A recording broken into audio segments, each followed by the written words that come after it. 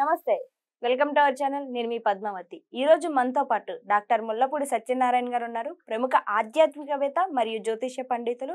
ఆయనతో మాట్లాడి మరిన్ని విషయాలు తెలుసుకుందాం. చూసేసేయండి. నమస్కారం గురువుగారు. నమస్కారం అమ్మా పద్మావతి. గురువుగారు 2025లోని జనవరి 1 నుంచి మార్చి నెల వరకు కూడా కర్కాటక రాశి వారికి ఏ విధంగా ఉంటుంది? మరి ముఖ్యంగా ఈ రాశి వారికి శుభలగ్నాలు గాని, ఇంకా శుభ అనుకూలాలు గాని ఏ విధంగా ఉండబోతున్నాయి? మనకి కర్కాటక రాశి వారికి మొట్టమొదటిగా మనం నూతన సంవత్సర శుభాకాంక్షలు చెప్దాం. ఈ అష్టమ శని అనేటటువంటిది కర్కాటక రాశి వారికి జరుగుతుంది. ఇది మార్చి 29, 2025 సంవత్సరం వరకు ఉంటుంది. కాబట్టి కర్కాటక రాశి వారికి వృత్తి, వ్యాపార, ఉద్యోగ విషయాల్లో నో ప్రాబ్లం. కానీ ఆదాయాలు బాగానే ఉంటాయి, సంపాదన బాగానే ఉంటాయి, ఎక్కువ ఖర్చు పెడతారు. మరి ఆదాయం బాగానే వస్తాయి. కానీ వీళ్ళకి ఏంటంటే అష్టమ శని వల్ల పని ఎక్కువ, 1కి 2 సార్లు చేయాల్సినటువంటి అవసరం ఉంది. తర్వాత ఊరికనే ప్రయాణాలు చేయకూడదు. ఊరికనే ప్రయాణాలు చేయడం వల్ల యాక్సిడెంట్లు అవడానికి అవకాశాలు ఉంటాయి. ఆ తర్వాత ఈ యొక్క కర్కాటక రాశి వారికి కేతు చాలా బాగున్నాడు. అంటే ఫారిన్ సంబంధమైనటువంటి లావాదేవీలు చాలా బాగుంటాయి. ఎక్స్పోర్ట్స్, ఇంపోర్ట్స్, బిజినెస్లు బాగుంటాయి. ఉప్పు చేపల వ్యాపారం దగ్గర నుంచి సముద్ర ప్రొడక్ట్స్, జమ్స్, కాస్మెటిక్స్, ఫారిన్లో ఉన్న సామాన్ తీసుకొచ్చి ఇండియాలో అమ్ముకోవడం, ఇలా అన్నీ బాగుంటాయి. అండ్ చైనాకి మనము డ్రగ్స్ ఎక్స్పోర్ట్, అంటే డ్రగ్స్ అంటే ఈ సినిమాలో డ్రగ్స్ కాదు, మామూలు మత్తు పదార్థాలు కాకుండా పౌడర్లు మనం వేసేది మెడిసిన్స్లో, అవన్నీ కూడా బ్రహ్మాండంగా ఉండడం అనేది జరుగుతాయి అన్నమాట. ఆ విధంగా ఈ యొక్క కర్కాటక రాశి విద్యార్థులు చాలా అద్భుతంగా చదువుతారు, అద్భుతంగా పరీక్షలు రాస్తారు లాభంలో ఉన్నటువంటి గురుగ్రహ ప్రభావం వల్ల. కానీ నా అబ్జర్వేషన్లో స్టూడెంట్స్ అందరూ కూడా ఈ అష్టమ శని ప్రభావం డామినేట్ చేస్తుంది. పాపం వాళ్ళు ఎగ్జామ్స్ ఫస్ట్ సెమిస్టర్ రాశారు, మొత్తం కట్ట ఫెయిల్ అయ్యారు. ఈ కర్కాటక రాశి వాళ్ళంతా వాల్యుయేషన్ సరిగ్గా చేయరు. అంటే రెండోసారి చేయిస్తుంది, మళ్ళీ రీవాల్యుయేషన్కి డబ్బులు కట్టగానే వాళ్ళు పాస్ అయిపోతున్నారు, మొట్టమొదటి ఫెయిల్ అవుతున్నారు. అదే మళ్ళీ సెకండ్ సెమిస్టర్ దగ్గరికి వచ్చేసరికి ఇంగ్లీష్లో పాస్ అయిన వాళ్ళు మ్యాథమెటిక్స్లో ఫెయిల్ అయిపోతున్నారు.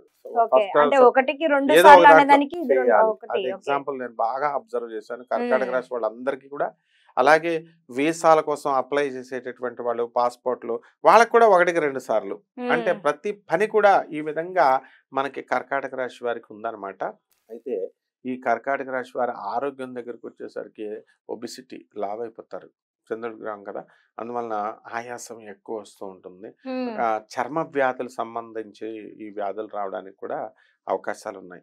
కాబట్టి కర్కాటక రాశి వాళ్ళకి భార్యాభర్తల మధ్య చాలా మందికి గొడవలు జరుగుతున్నాయి. వాళ్ళకి కలవాలని పాపం కర్కాటక రాశి భార్యలు ప్రయత్నిస్తున్నా అవి సక్సెస్ కావట్లేదు. డబ్బులు ఖర్చు పెట్టి పాపం రైట్ టు కాంజుగేషన్ అని చెప్పేసి కోర్టుల్లో కేసులు వేసుకొని పాపం నన్ను కాపురాన్ని తీసుకెళ్ళరా మొగుడా అన్న వాళ్ళు గొడవలు కాంప్రమైజ్ కావట్లేదు. అంటే కోర్టు కేసులు ఈసారి వాళ్ళకి ఫలితాలు ఇచ్చేటట్టు కనిపించట్లేదు. శని గ్రహం మార్పు తర్వాత వీళ్ళకి అనుకూలం అయిపోతాయి. అంతవరకు కూడా ఈ కర్కాటక రాశి వాళ్ళకి మామూలుగా ఏదో కోర్టుకు వెళ్ళడం రావడం తప్ప వీళ్ళకి అనుకూలంగా తీర్పులు అనేటటువంటివి రావడం లేదు. అలాగే సైనికులు ఉంటారు, చాలా దూరాల్లో వర్క్ చేసేటటువంటి వాళ్ళు, ఆర్మీ, వాళ్ళకి లాంగ్ లీవులు దొరకవు పాపం. అటువంటి వాళ్ళందరికీ కూడా లీవులు దొరుకుతాయి. అలాగే వాళ్ళు కొంతకాలం 15 రోజులు, 20 రోజులు ఫ్యామిలీతో స్పెండ్ చేసుకోవడానికి ఆఫీసర్స్ వదలడం అనేటటువంటివి జరుగుతాయి. అలాగే commercial, tax, income tax, revenue, ఇలాంటి డిపార్ట్మెంట్స్లో పనిచేస్తున్నటువంటి వాళ్ళందరికీ కూడా ప్రమోషన్లు రావడానికి అవకాశాలు ఉన్నాయి. అలాగే కర్కాటక రాశి మహిళలకి మనశ్శాంతి అనేటటువంటిది కొంత రావడానికి అవకాశాలు ఉన్నాయి. ఎందుకంటే అత్తగారులు, మామగారుల దగ్గర నుంచి, ఆడబడుచుల దగ్గర నుంచి వీళ్ళందరికీ కూడా కర్కాటక రాశి వారిని మేము సేవలు చేస్తున్నాము, అప్రిషియేషన్ కావాలా, మమ్మల్ని మెచ్చుకోవాలా అని చాలా వీళ్ళు ప్రయత్నాలు అనేటటువంటివి సక్సెస్ అవుతాయి. అలాగే ఈ కర్కాటక రాశి వాళ్ళు ఎక్కువగా జాబ్ ఓరియంటేషన్ మైండెడ్ అనమాట. వీళ్ళు అంటే జాబ్కి, ఉద్యోగం చేయడానికి ఎక్కువ ఇంట్రెస్ట్ చూపిస్తారు, కాపురాలకు తక్కువ అనమాట. కాబట్టి వీళ్ళు కెరీర్ ఓరియంటెడ్ పర్సన్స్ అని అంటాం. మరి సంతాన ఫలితాలు ఎలా ఉంటాయి అంటారు? ఫుల్ పుష్కలం లాభంలో గురుడు ఉన్నాడు కాబట్టి వీళ్ళకి ఏంటంటే సంతానం లేనటువంటి వాళ్ళందరికీ కూడా ఈ సంవత్సరం సంతానం బ్యాచ్లు అయిపోతారు, వచ్చేస్తారు. అలాగే వివాహాలు కానటువంటి వాళ్ళందరికీ కూడా వివాహాలు అయిపోవడానికి అవకాశాలు ఉంటాయి.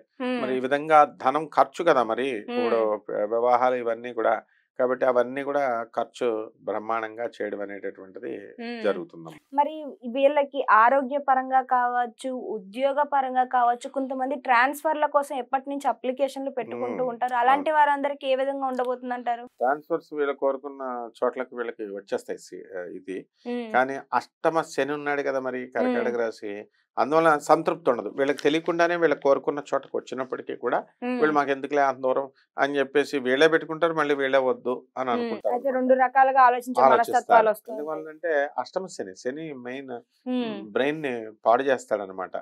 ఏది నిర్ణయం తీసుకోవాలో చంచలత్వం అనేటటువంటిది ఆయన రప్పించడం జరుగుతుంది. కాబట్టి ఈ సినిమా హీరోలు ఉంటారు కదా, వీళ్ళు మంచి సినిమాలు బాగా వెళ్ళాలని బ్రహ్మాండంగా వెళ్తాయి కర్కాటక రాశి వాళ్ళు యాక్టింగ్ చేసినటువంటి సినిమాలు. అలాగే విదేశాలకు వెళ్ళాలనుకునేటటువంటి విద్యార్థులకి వాళ్ళకి సీట్లు వస్తాయి, చక్కగా విదేశాల కోర్సులు వస్తాయి. అండ్ రైతుల దగ్గరికి వచ్చేసరికి మంచి పంట, వీళ్ళు కర్కాటక రాశి వాళ్ళు మంచి పంట పండిస్తారు. ఆ రైతులు వాళ్ళ పిల్లల్ని మంచిగా చదివిపిస్తారు. ఆ తర్వాత చక్కగా ఈ రైతులు ఎంతసేపు కూడా ఇతరులకి మంచిగా చక్కగా ఖరీదైనటువంటి వస్తువులు గిఫ్ట్లు కొనిచ్చి రైతులు ముందుకు వెళ్ళడం మరి అనేటటువంటి మీడియా రంగం వారికి ఎలా ఉండబోతుంది అంటారు? చాలా బాగుంది మీడియా రంగం వారికి. భాగ్యంలో ఉన్నటువంటి రాహుగ్రహ ప్రభావం వలన సినిమా ఫీల్డ్, మీడియా రింగ్, జర్నలిస్టులు వీళ్ళందరి పరిస్థితి కూడా చాలా బాగుంది.